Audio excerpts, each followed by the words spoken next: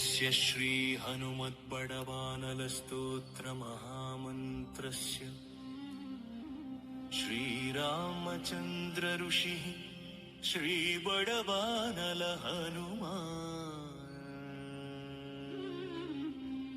देवता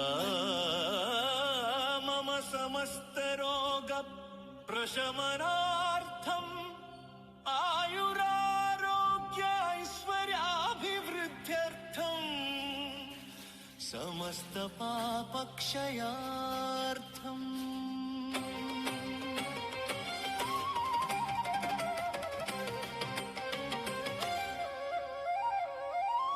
श्री सीतारामचन्द्र प्रीत्यर्थम् हनुमद्बडवानल स्तोत्र जपं करिष्ये।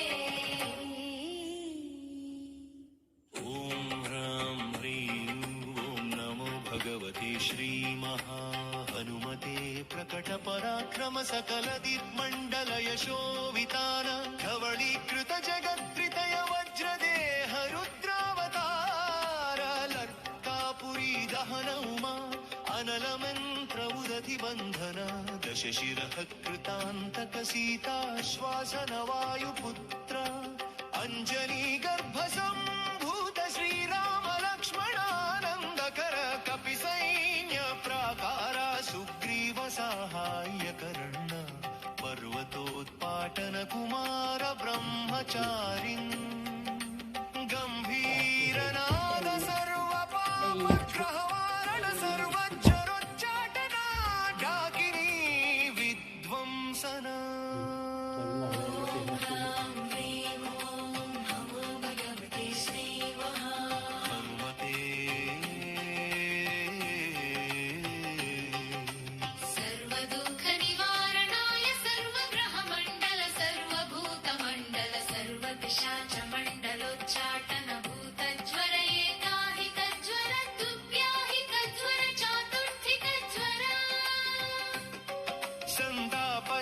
विषमज्वर तापज्वर माहेश्वर वैष्णवज्वरान् चिन्धि चिन्धि यक्ष राक्षसा भूत प्रेत पिशाचानुच्चाटय।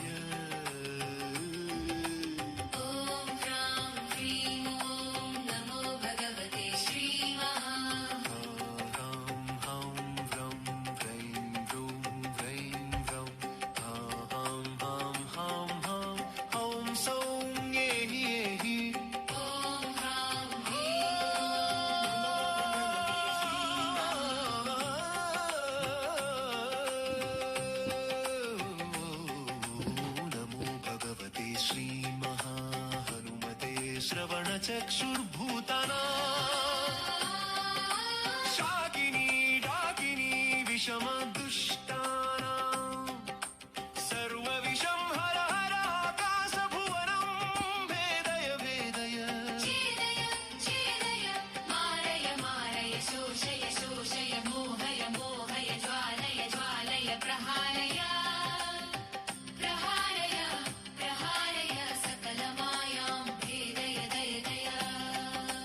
ॐ ह्रां ह्रीं ॐ नमो भगवते श्रीमहाहनुमते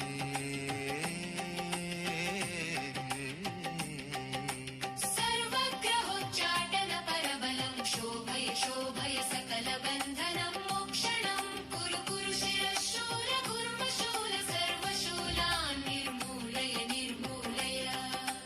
नागपाश अनन्त वासुकी तक्षक कर्कोटक काळीयान् यक्ष कुल जलगत विलगत रात्रिं मिञ्चर दिवाचर सर्वान् निर्विषं कुरु कुरु स्वाहा। राजभय चोर भय परयन्त्र परमन्त्र परतन्त्र परविद्या छेदय छेदय स्वमन्त्र स्वयन्त्र स्वविद्य प्रकटय। सर्वारिष्टन्नाशय नाशय सर्वशत्रुन्नाशय नाशय असाध्यं साधय साधय हुं फट् स्वाहा।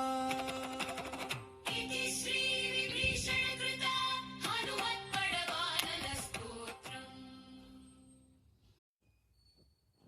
ॐ अस्य श्री हनुमत्